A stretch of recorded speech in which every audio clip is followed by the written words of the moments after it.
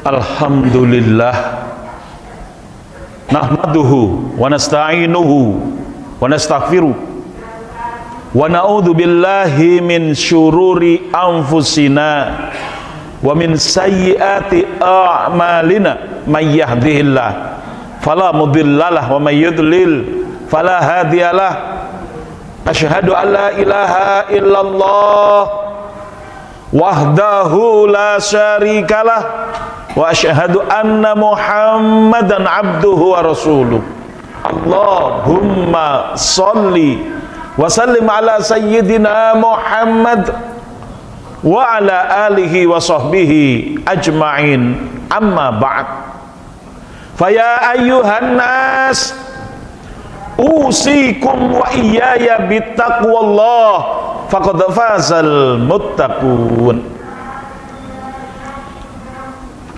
Wa qala ta'ala fi kitabihil karim wa huwa asdaqul qailin.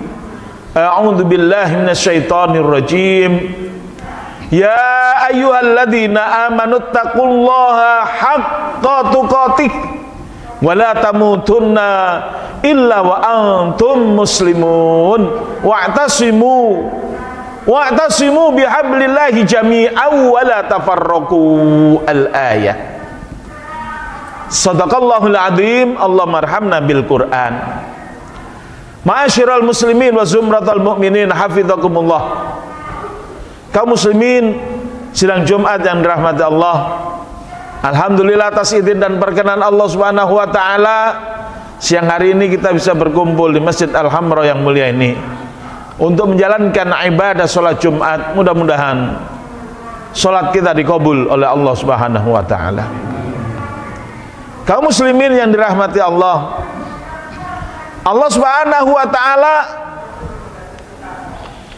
senantiasa berpesan kepada umat Islam setiap pekan, setiap hari Jumat, Yaumul Jumu'ah, yaitu hari persatuan umat Islam. Andai kata tidak ada sholat Jumat, umat Islam sudah bubar.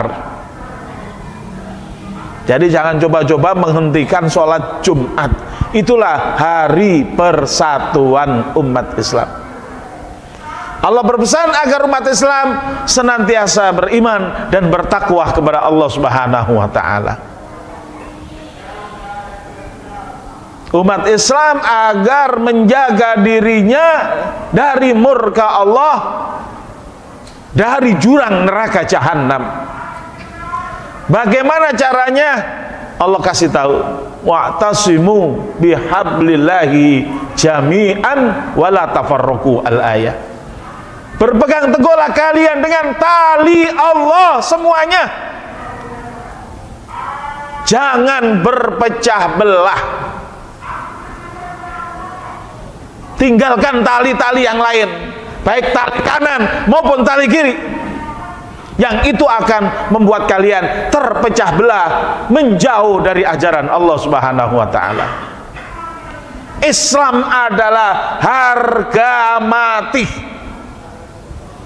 Jangan dilepas, sekalipun nyawa kita yang harus lepas.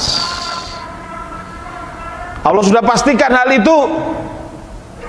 Wa may yartadid minkum an dinihi fayamut wa huwa kafir fa ulaika habitat a'maluhum fid dunya wal akhirah wa ulaika ashabun nar hum fiha khalidun. Siapa saja yang murtad di antara kalian dari agama Allah lalu mati dalam keadaan kafir, maka orang itu hapus amalannya dunia akhirat. Dia akan menjadi penghuni neraka dan kekal di dalamnya. Na'udzubillah summa na'udzubillah. Kaum muslimin, hari ini tanggal 30 September tahun 2022, kurang lebih 57 tahun yang lalu pernah terjadi di negeri ini, bahkan di Jakarta kota kita ini, yaitu apa yang disebut dengan pemberontakan G30 SPKI yang hampir-hampir mereka berhasil setelah membunuh sekian jenderal, hampir-hampir mereka berhasil untuk menguasai negara ini dan menjadikan Indonesia negara komunis. Tapi berkat rahmat Allah yang Maha Kuasa, umat Islam diselamatkan dari gerakan komunis. Oleh karena itu hari ini kita bersyukur kepada Allah SWT, dan syukur itu adalah dimanifestasikan dengan tetap berpegang teguh kepada keesaan Allah SWT, kepada ketauhidan kita kepada Allah SWT, dan rajinnya, taatnya, patuh dan tunduknya kita untuk beribadah dan senantiasa hanya beribadah kepada Allah SWT. Maka kita diminta oleh Allah untuk senantiasa bertakwa, dan takwa itu dahsyat. Allah berfirman, wa may yattaqillah yaj'al lahu makhraja wa yarzuqhu min haitsu la yahtasib wa may yatawakkal 'ala Allah fa huwa hasbuh. Siapa saja yang bertakwa kepada Allah Subhanahu wa taala, pasti Allah akan berikan jalan keluar dari seluruh problematika yang dihadapinya, dan Allah akan berikan rizki dari arah yang tidak disangka-sangkanya.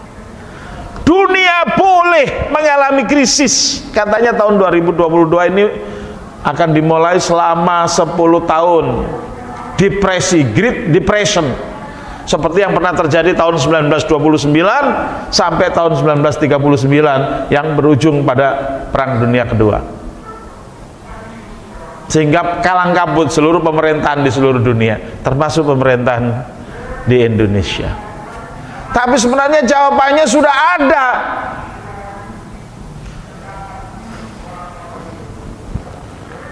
Yang namanya Khalifah Umar bin Abdul Aziz, ketika dia mewarisi kekuasaan dalam keadaan berantakan, krisis ekonomi, krisis politik di mana-mana, beliau memerintahkan 2 hal. Yang pertama, ramaikan sholat jamaah. Yang kedua, ramaikan tilawah Al-Quran. Sampai-sampai terkenal pada waktu itu, yang paling males saja setiap hari tadarusan tilawah Quran itu 1 juz. Yang rajin-rajin mungkin tiap hari 30 juz, 15 juz, 10 juz. Dan ternyata dalam tempo 2 tahun selesai itu krisisnya. Jadi kalau dunia sedang akan mengalami krisis selama 10 tahun, mari kita gerakkan Indonesia dengan gerakan seperti Khalifah Umar bin Abdul Aziz, yaitu gerakan sholat berjamaah. Penuhnya tidak hanya sholat Jumat, tapi jadikan subuhnya Masjid Al-Hamra dan masjid-masjid seluruh Jakarta dan masjid-masjid seluruh wilayah NKRI subuhnya seperti sholat Jumat. Insya Allah aman. Allah menyatakan dalam surah Al-Hajj, alladzina immakannahum fil ard aqamus shalah wa atawuz zakah wa amaru bil ma'ruf wa nahau anil munkar walillahi akibatul umur.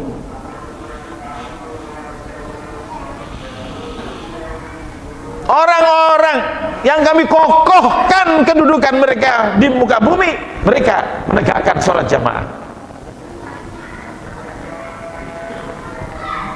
Hadirin yang dirahmati Allah, yang kedua adalah bagaimana kita tingkatkan kualitas sholat jamaah itu.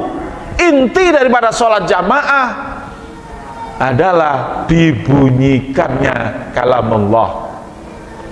Wabil khusus sholat subuh, sampai Allah menyatakan inna Qur'an al-fajri kana mashhuda. Sesungguhnya Quran yang dibaca oleh imam pada saat sholat subuh disaksikan oleh para malaikat, dan para malaikat hanya mendoakan untuk jamaah umat Islam. Dan Rasulullah berdoa, Allahumma barik li ummati fi bukuriha, ya Allah berkailah umatku pada subuh pagi harinya. Dalam satu syarah hadis dikatakan ada tajir pada zaman Rasulullah itu yang selalu berangkatkan kafilah dagangnya setelah subuh berjamaah, dan keuntungannya tiada tara.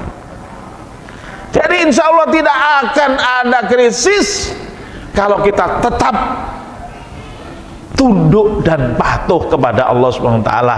Karena dalam surah Al-A'raf Allah menyatakan, "Lau amana ahlal qura, lau anna ahlal qura amanu wattaqau la fatahna alaihim barakatim minas sama'i wal ard." Kalau sekiranya penduduk negeri-negeri itu beriman dan bertakwa secara pribadi maupun secara kolektif, secara pribadi dalam perilaku rajin sholat berjamaah, dan secara kolektif pemerintahannya taat, tunduk dan patuh kepada Allah SWT, DPR-nya taat dan tunduk dan patuh kepada Allah SWT, tidak membuat undang-undang yang menentang aturan-aturan syariat Allah Subhanahu wa taala, maka pasti Allah nyatakan, la fatahna alaihim barokatin minas sama.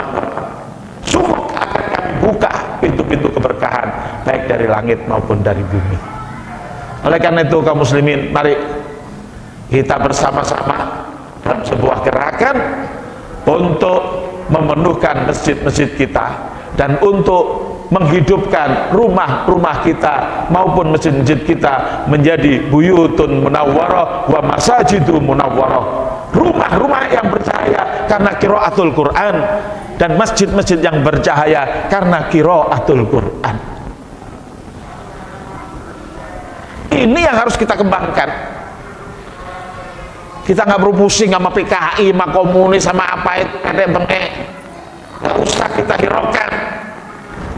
Strike to the point, tegakkan syariat Allah SWT, ramekan masjid dengan ibadah dan tilawatul Quran, minta kepada ahli-ahli hukum di DPR maupun di perguruan tinggi agar mereka mengkaji bersama para ulama ayat-ayat Allah terkait dengan peraturan perundangan.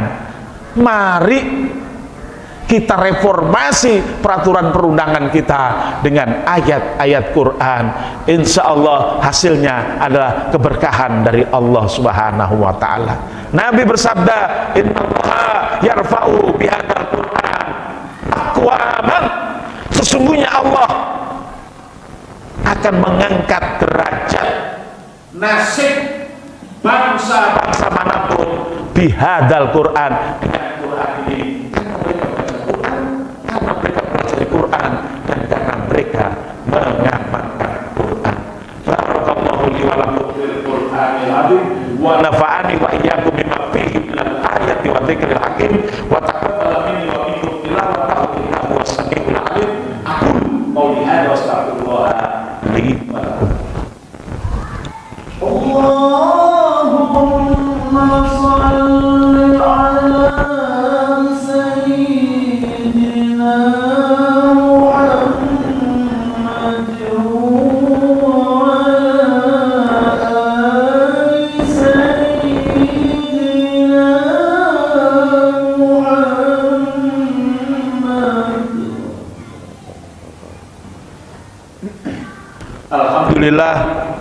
Alhamdulillahi hamdan katsiran kama amar wa antahu manahakum wa haddar la'allakum tuflihuna yaumal mahsyar.